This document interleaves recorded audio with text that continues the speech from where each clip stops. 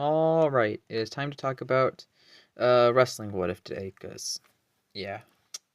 Yeah, I know this is actually kind of short because normally I wait a long time.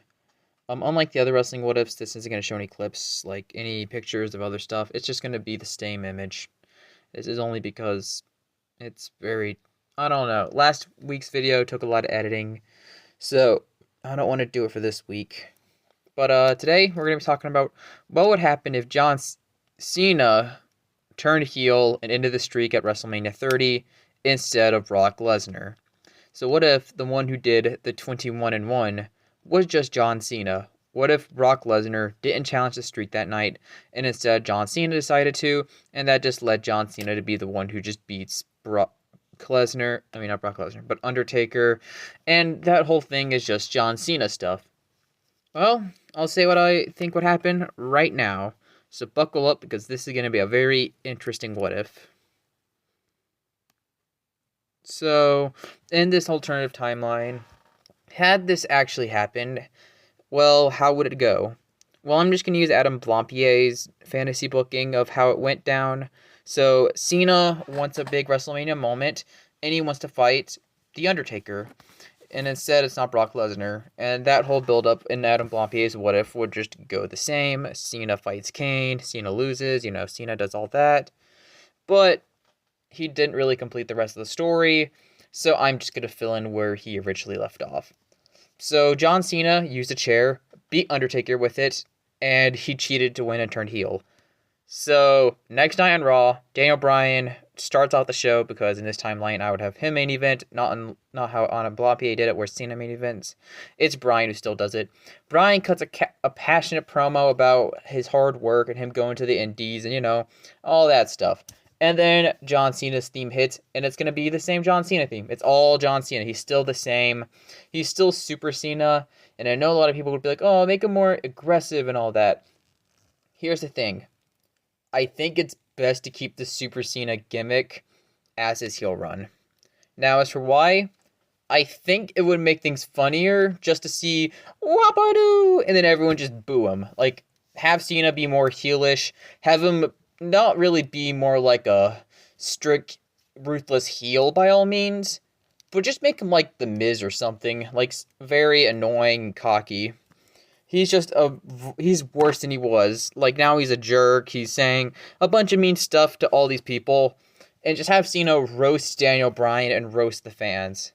And he just challenges Daniel Bryan to the world champion, which Bryan says yes to. The match happens on Raw, and I would have it probably just end in a no contest, just for the sake of this. So Kane probably comes out, and he probably goes against Daniel Bryan at Extreme Rules, like he did in our original timeline. But after the match ends, Stephanie comes out and announces that there is another match. Basically, John Cena comes out and did what Batista did to him back in 2010, / what Edge did to him in 2006, and does the same thing to Daniel Bryan, screwing him over and being his extra match, and he wins the world champion at Extreme Rules. Now, you would normally try to continue the story off that, but Daniel Bryan still gets his neck injury, so unfortunately, what happened with Bryan in our timeline still ends up happening, unfortunately enough. Well, with all that being said, what can Cena do? Well, they would try to build a Daniel Bryan feud, but once that goes nowhere, for payback, I'm just going to assume Cena just sits out the show just to become more of a heel. So we just get the Authority versus Evolution triple threat as the main event. For me, personally, I do that. The six-man tag Evolution match with the Shield is probably how I main event the show. And then Cena can just get more heel heat by just sitting out the show. So, Money in the Bank, we actually get a proper 1v1 match. And I would probably book it to be like a battle royal or something. Like a small battle royal where they get a bunch of guys, like all their stars. And I would have Roman Reigns, who's basically the corny big dog, end up winning the match. And that just leads to corny Reigns versus John Cena at Money in the Bank. Where Evolution obviously, or I mean not Evolution, but the Authority get involved, and Cena still wins, and really nothing else would really change, and Rollins is still the world champ, the Money in the Bank, all that still happens, but the only thing is that the Authority has everything now.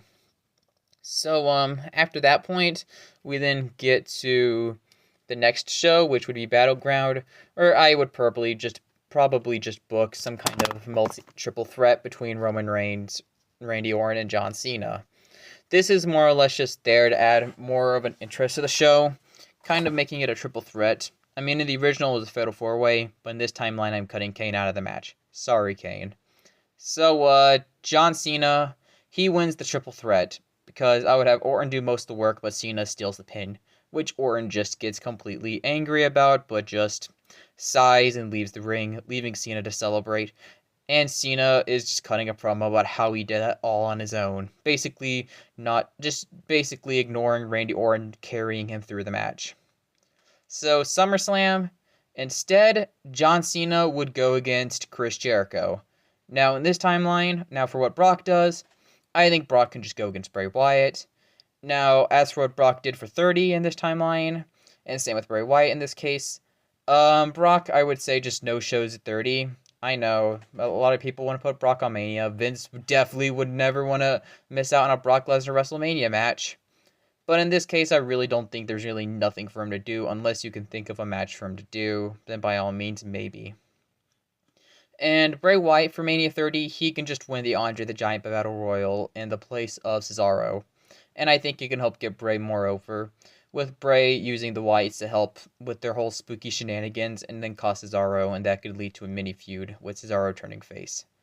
That can probably then lead to Bray Wyatt probably going against Brock Lesnar at SummerSlam, where Brock can win this match, but I think Bray could come off as very dominant in this match, kind of showing that Bray Wyatt, I would have him probably just use spooky shenanigans in the Wyatt family to try to get him to win, but he wouldn't win because Brock's not going to lose this match, because I think he does need a win here.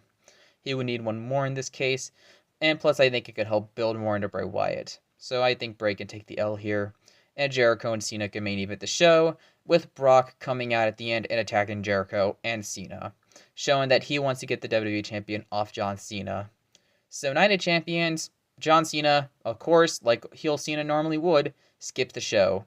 So the main event instead would be Chris Jericho versus Brock Lesnar, which I believe Jericho left around this time to do his Fozzy tour, but in this timeline, they're going to get Jericho to stay for an extra month to put over Brock Lesnar. And like stated, because he's going to put him over, Brock's going to just squash Jericho. I'd have Jericho only get like one code breaker in, but Brock just one counts it. Have it happen at the end. So when Jericho tries to go for a second one, Brock catches him into an F5. I think it'd be a pretty interesting match, just a squash to build up Brock Lesnar as this beast. And then Brock could probably just go back to his part-time schedule like usual.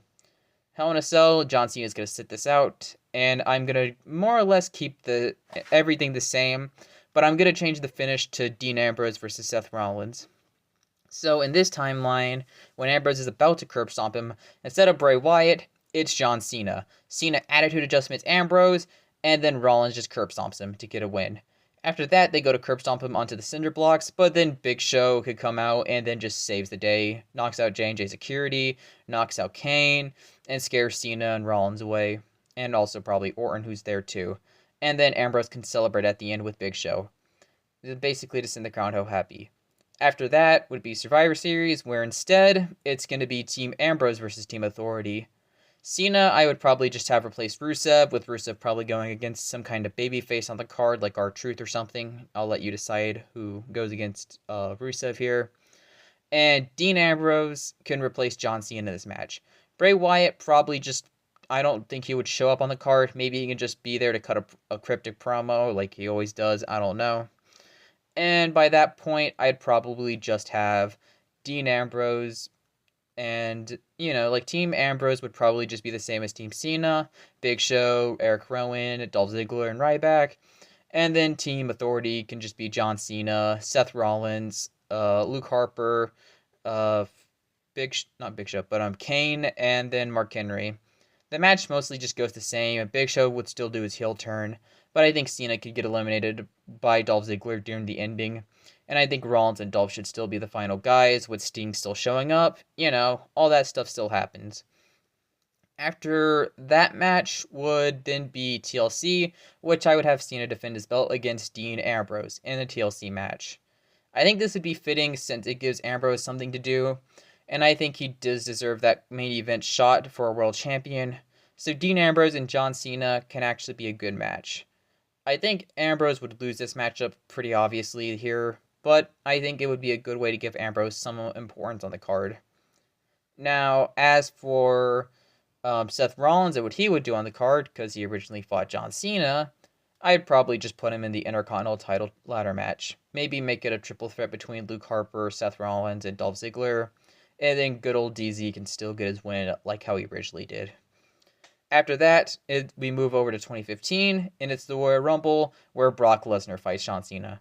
Rollins doesn't get involved in this timeline, and also the Authority would not be brought back, so the Authority is completely dead, and we probably get a babyface GM like, I don't know, Booker T or Jerry Lawler or really anyone. You could just create a babyface GM to play that role for a little while, and then they could go and be wrote off TV until like probably at least until 2016, 2017, give or take. We'll say it's like Mick Foley or something. I'll just give it to Mick Foley, give him something to do. And then by that point, we can just get John Cena going against Brock Lesnar, which obviously has Cena's goons involved. You know, he's probably still aligned himself with J&J, not Dolph Ziggler, but Seth Rollins, Kane, and Big Show. Like, he still aligned himself with all those people, and they're obviously going to help John Cena and Brock Lesnar lose.